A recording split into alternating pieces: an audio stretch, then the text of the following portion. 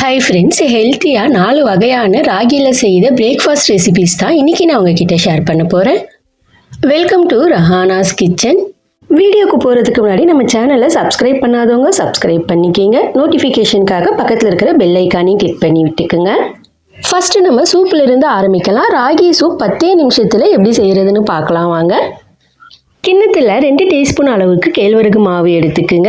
சின்ன டம்ளரால் 1/2 டம்ளர் அளவுக்கு தண்ணியை சேர்த்து நல்லா கலந்து கொடுத்துக்குங்க. அதாவது கெட்டிகள் எதுவும் இல்லாத அளவுக்கு நல்லா தண்ணியை கலந்து கொடுத்து எடுத்துக்குங்க. அடுத்து கடாயிலையோ அல்லது சாஸ்பேன்லேயோ 1 டீஸ்பூன் அளவுக்கு தேங்காய் எண்ணெய் விட்டுக்குங்க. எண்ணெய் காஞ்ச உடனே 1/2 டீஸ்பூன் அளவுக்கு இஞ்சியை நல்லா குட்டி குட்டியாக கட் பண்ணி சேர்த்துக்குங்க. கூடவே 1 டீஸ்பூன் குட்டி குட்டியாக கட் பண்ண பூண்டு, அடுத்து ஒரு மீடியம் சைஸ் வெங்காயத்தை குட்டி குட்டியாக கட் பண்ணி சேர்த்துக்குங்க. வெங்காயம் நல்லா சாஃப்ட் ஆகிற வரைக்கும் வதக்கி விட்டுக்குங்க. இடையில ஒரு பச்சை மிளகாவை பொடிசாக கட் பண்ணி சேர்த்து வதக்கி விட்டுக்குங்க. அடுத்து காய்கறிகளை ஒன்று ஒன்றா சேர்த்துக்கலாங்க. எல்லா காய்கறிகளையுமே குட்டி குட்டியாக கட் பண்ணி சேர்த்துக்குங்க. ஃபஸ்ட்டு கேரட் 2 சின்ன சைஸ் சேர்த்துக்குங்க. கூடவே 4-5 நம்பர் போல் பீன்ஸு, 1/2 கை நிறைய முட்டைகோஸை நீட்டு வாக்கில் மெலிசமாக கட் பண்ணி சேர்த்துக்குங்க. 1/2 கை நிறைய ஸ்வீட் கார்னை சேர்த்து 2 நிமிஷத்துக்கு மீடியம் ஃப்ளேமில் வதக்கி விட்டுக்குங்க. இடையில கொஞ்சம் கொத்தமல்லி தழையை சேர்த்து வதக்கி விட்டுக்குங்க. 2 நிமிஷத்துக்கு அப்புறம் 4 டம்ளர் அளவுக்கு, அதாவது 800 ml அளவுக்கு தண்ணியை சேர்த்துக்குங்க. நல்லா கலந்து கொடுத்துக்குங்க. அடுத்து தேவையான அளவுக்கு உப்பு சேர்த்து நல்லா கலந்து கொடுத்து கூடவே 1 டீஸ்பூன் அளவுக்கு மிளகு பொடி சேர்த்துக்குங்க. மிளகு பொடி உங்கள் காரத்திற்கு ஏற்ற மாதிரி கூடவோ அல்லது குறைக்கோ சேர்த்துக்குங்க. கலந்து கொடுத்துக்குங்க. நல்லா கொதிக்கட்டும். கொதிக்க ஸ்டார்ட் ஆகிற நேரத்தில் கவர் பண்ணி விட்டுக்குங்க. காய்கறி எல்லாம் வேகிறதுக்கு ஒரு 7-8 நிமிஷம் நல்லா குக் பண்ணி விட்டுக்குங்க. 7-8 நிமிஷத்துக்கு அப்புறம் ஓப்பன் பண்ணி விட்டு நம்ம கலந்து எடுத்து வச்சுருக்கோம் இல்லையா ராகி மிக்சரை, அதை ஒரு தடவை நல்லா கலந்து கொடுத்து சேர்த்து விட்டுக்குங்க. ஃபஸ்ட்டு சில நொடிகளுக்கு கைவிடாமல் நல்லா கலந்து கொடுத்துக்குங்க. அடுத்து ஒரு 2 நிமிஷத்துக்கு விட்டு விட்டு நல்லா கலந்து கொடுத்து குக் பண்ணி விட்டுக்குங்க. இடையில உப்பு ஒரு தடவை செக் பண்ணி விட்டுட்டு தேவைப்பட்ட உப்பு சேர்த்து கலந்து கொடுத்துக்குங்க. 2 நிமிஷத்துக்கு அப்புறம் அடுப்பை ஆஃப் பண்ணி விட்டுக்குங்க. கடைசியாக மேலே கொஞ்சம் கொத்தமல்லி தழையை தூவி விட்டுக்குங்க. ராகி சூப் சூப்பராக ரெடி ஆகிடுச்சுங்க. முக்கியமாக வெயிட் லாஸ் பண்ணுறவங்களுக்கு நல்ல ஒரு பிரேக்ஃபாஸ்ட் ரெசிபியாக இந்த சூப்பை எடுத்துக்கலாம். சுட சுட பரிமாறி விட்டுக்குங்க. அடுத்து ராகி உப்பு உருண்டை ரெசிபி செய்ய ஆரம்பிச்சிடலாம். கடாயில் 2 டீஸ்பூன் எண்ணெய் விட்டுக்குங்க. எண்ணெய் காஞ்ச உடனே 1/2 டீஸ்பூன் கடுகு, கூடவே 1/2 டீஸ்பூன் உளுத்தம் பருப்பு, 1/2 டீஸ்பூன் சீரகத்தை சேர்த்து தாளித்து விட்டுக்குங்க. எல்லாம் நல்லா பொரிஞ்சதுக்கு அப்புறம் 2 பச்சை மிளகாவை பொடிசாக கட் பண்ணி சேர்த்துக்குங்க. கொஞ்சம் கொத்தமல்லி தழையும் சேர்த்துக்குங்க. நல்லா கலந்து கொடுத்துட்டு பொடிசாக கட் பண்ண பெரிய சைஸ் வெங்காயத்தை சேர்த்துக்குங்க.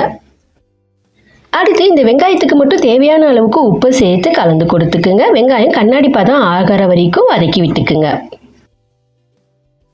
அடுத்து ஒரு கை நிறைய முருங்கைக்கீரையை சேர்த்து சில நொடிகளுக்கு வதக்கி விட்டுட்டு 1/2 கை நிறைய தேங்காய் துருவலையும் சேர்த்து சில நொடிகளுக்கு வதக்கி விட்டுக்குங்க. இந்த ரெசிபிக்கு 1 கப் அளவுக்கு ராகி மாவு எடுத்துக்க போகிறேங்க. அதனால் அதே கப்பால் 2 கப் அளவுக்கு தண்ணியை சேர்த்துக்குங்க. கலந்து கொடுத்து கவர் பண்ணி விட்டு நல்லா கொதிக்கிற வரைக்கும் குக் பண்ணி விட்டுக்கலாம். நல்லா கொதிக்க ஆரம்பிச்சிருச்சிங்க. ஓப்பன் பண்ணி விட்டு உப்பு ஒரு தடவை செக் பண்ணி விட்டுக்குங்க. இந்த ஸ்டேஜில் உப்பு பத்தலைன்னா தேவையான அளவுக்கு மறுபடியும் உப்பை சேர்த்து கலந்து கொடுத்துக்குங்க. ராகி மாவு சேர்க்கறதுக்கு முன்னாடியே உப்பு ஒரு தடவை செக் பண்ணி விட்டுக்குங்க. அடுத்து ராகி மாவை கலந்தபடியே சேர்த்து விட்டுக்குங்க. கைவிடாமல் எல்லாம் நல்லா ஒன்று சேர கலந்து விட்டுக்குங்க. கெட்டிகள் எதுவும் இல்லாத அளவுக்கு நல்லா கலந்து கொடுத்துக்குங்க. மாவு நல்லா தண்ணியில் கலந்து வந்துடணுங்க. அதனால் நல்லா கலந்து விட்டுக்குங்க. நல்லா கலந்து விட்டதுக்கு அப்புறம் உடனே கவர் பண்ணி விட்டுக்குங்க. ஒரு 5 நிமிஷம் அது அப்படியே மூடி இருக்கட்டும். 5 நிமிஷத்துக்கு அப்புறம் ஓப்பன் பண்ணி விட்டுக்குங்க. கை பொறுக்கிற அளவுக்கு சூடு இருக்கும்போதோ கையில் எண்ணெய் தடவிட்டோ அல்லது கையை நனைச்சிட்டோ அந்த கலவையிலேருந்து கொஞ்சம் குவான்டிட்டி எடுத்து உருண்டை பிடிச்சிக்கிங்க. அதாவது பால் ஷேப்புக்கு உருண்டை பிடிச்சி எடுத்துக்குங்க.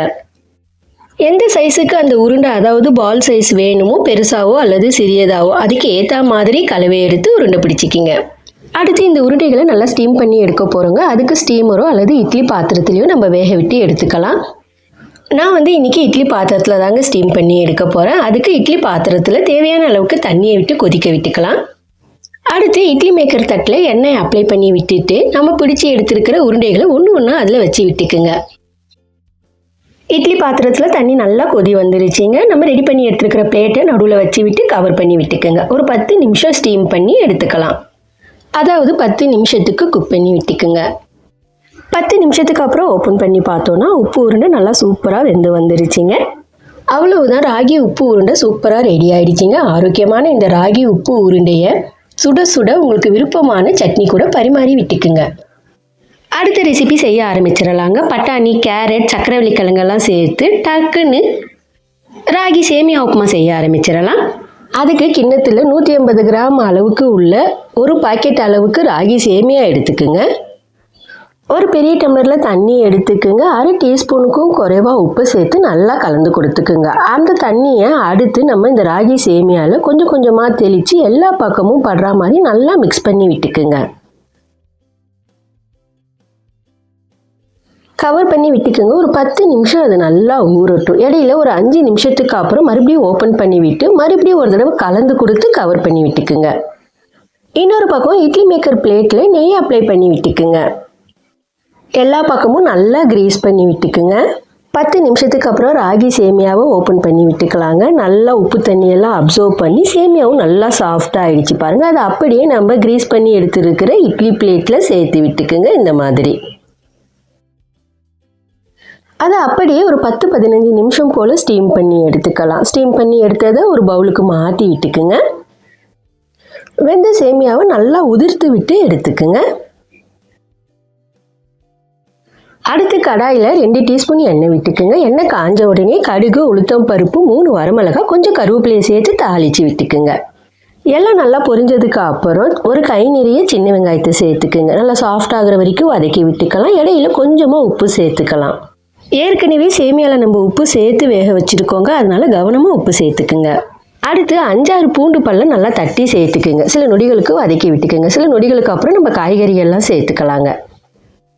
1/2 கை நிறைய பச்சை பட்டாணி, கூடவே 1/2 கை நிறைய கேரட், 1/2 கை நிறைய சக்கரவள்ளி கிழங்கு சேர்த்துக்குங்க. சக்கரவள்ளி கிழங்கு தோலை நீக்கிட்டு இந்த மாதிரி கியூபாக கட் பண்ணி சேர்த்துக்குங்க. ஒரு நிமிஷத்துக்கு காய்கறியெல்லாம் அந்த எண்ணெயில் நல்லா வதக்கி விட்டுக்குங்க. ஒரு நிமிஷத்துக்கு அப்புறம் காய்கறி வேகிறதுக்கு கொஞ்சமாக தண்ணியை விட்டுக்குங்க.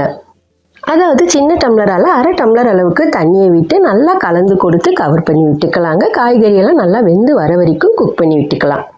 ஒரு 3 நிமிஷத்துக்கு குக் பண்ணி விட்டுக்குங்க. 3 நிமிஷத்துக்கு அப்புறம் ஓப்பன் பண்ணி விட்டுக்குங்க. காய்கறி எல்லாம் வெந்து தண்ணியெல்லாம் நல்லா அப்சர்வ் பண்ணிருச்சு பாருங்கள். இந்த ஸ்டேஜில் நம்ம உதிர்த்து எடுத்துருக்கிற ராகி சேமியாவை சேர்த்து நல்லா கலந்து கொடுத்துக்குங்க. 1 நிமிஷத்துக்கு நல்லா குக் பண்ணி விட்டு அடுப்பை ஆஃப் பண்ணி விட்டுக்குங்க. காய்கறிகள்னு பார்த்தோன்னா எந்த காய்கறிகள் வேணால் நம்ம சேர்த்துக்கலாங்க. உங்களுக்கு விருப்பமான காய்கறிகளை சேர்த்து ராகி உப்புமா செய்துக்குங்க. ராகி சேமியா உப்புமா சூப்பராக ரெடி ஆகிடுச்சிங்க. கடைசி ரெசிபியாக நல்லா மொறுன்னு ராகி தோசை எப்படி செய்கிறதுன்னு பார்க்கலாம் வாங்க. அதுக்கு 1 டம்ளர் அளவுக்கு ராகி எடுத்துருக்கேங்க. அதாவது கேழ்வரகு எடுத்துருக்கேன். எந்த டம்ளரில் நம்ம கேழ்வரகு எடுத்தோமோ அதே டம்ளரால் 1/4 டம்ளர் அளவுக்கு உளுத்தம்பருப்பு சேர்த்துக்குங்க. கூடவே 1 டீஸ்பூன் அளவுக்கு வெந்தயத்தை சேர்த்துக்குங்க. நல்லா 2-3 தடவை வாஷ் பண்ணி விட்டுட்டு வடிகட்டி எடுத்து கூடவே அடுத்து எந்த டம்ளரில் நம்ம ராகி எடுத்தோமோ அதே டம்ளரால் 1/4 டம்ளர் அளவுக்கு அவல் சேர்த்துக்குங்க. மறுபடியும் 2-3 தடவை வாஷ் பண்ணி விட்டுட்டு முழுகிற அளவுக்கு தண்ணியை சேர்த்துக்குங்க. கவர் பண்ணி விட்டு ஒரு 6 மணி நேரம் இதை நல்லா ஊற விட்டுக்குங்க. 6 மணி நேரத்துக்கு அப்புறம் ஓப்பன் பண்ணி விட்டுக்குங்க. எல்லாம் நல்லா ஊறி வந்துருச்சு. எல்லாத்தையும் மிக்ஸி ஜாருக்கு மாற்றி விட்டு கொஞ்சமாக ஊறின தண்ணியும் ஆட் பண்ணி விட்டுட்டு தோசை மாவு பதத்துக்கு அரைச்சி எடுத்துக்குங்க. அரைச்சி எடுத்ததை ஒரு பவுலுக்கு மாற்றி விட்டுக்குங்க. மிக்ஸி ஜாரை நல்லா கொஞ்சம் தண்ணி விட்டு அலசி அதையும் சேர்த்துக்குங்க. தேவையான அளவுக்கு உப்பு விட்டு நல்லா கரைச்சி விட்டுக்குங்க. அதே சமயம் இந்த மாவும் தோசை மாவு பதத்துக்கு இருக்கணுங்க. சப்போஸ் கெட்டியாக இருந்துச்சுன்னா அதை அட்ஜஸ்ட் பண்ணுறதுக்கு தண்ணியை விட்டு நல்லா கலந்து கொடுத்து தோசை மாவு பதத்துக்கு அட்ஜஸ்ட் பண்ணி எடுத்துக்குங்க. இந்த மாவு 8 மணி நேரமாச்சும் நல்லா ஊறி வரணுங்க. அதாவது புளிச்சு வரணும். 8 மணி நேரத்திற்கு அப்புறம் ஓப்பன் பண்ணி விட்டு பாருங்கள். மாவு நல்லா மேலே பொங்கி வந்துருச்சு பாருங்கள். இதை நல்லா கலந்து கொடுத்து உப்பு ஒரு தடவை செக் பண்ணி விட்டுக்குங்க. தேவைப்பட்டால் உப்பை சேர்த்து நல்லா கலந்து கொடுத்துக்குங்க. மாவு ரெடி ஆகிடுச்சிங்க. எப்பயும் போல் தோசை வார்த்துக்கலாம். ஒரு குழிக்கரண்டி மாவு எடுத்து நல்லா சூடான தவாவில் சேர்த்து தோசை வார்த்துக்குங்க. சுற்றி கொஞ்சம் எண்ணெயை விட்டுக்குங்க. உடனே கரண்டியை விட்டுடாமல் ஒரு பக்கம் நல்லா வெந்து வந்ததுக்கு அப்புறம் திருப்பி விட்டுக்குங்க. இன்னொரு பக்கமும் தோசை வெந்து வந்ததுக்கு அப்புறம் பிளேட்டுக்கு மாற்றி விட்டுக்குங்க. மொறு மொறுன்னு ராகி தோசை சூப்பராக ரெடி ஆயிடுச்சுங்க. உங்களுக்கு விருப்பமான சட்னி கூட பரிமாறி விட்டுக்குங்க. ஆரோக்கியமான 4 வகையான இந்த ராகி ரெசிபிஸை நீங்களும் ட்ரை பண்ணி பாருங்கள். இந்த வீடியோ உங்களுக்கு பிடிச்சிருந்தா லைக் பண்ணுங்கள். பக்கத்தில் இருக்கிற ஹை பட்டனை கிளிக் பண்ணி சப்போர்ட் பண்ணுங்கள்.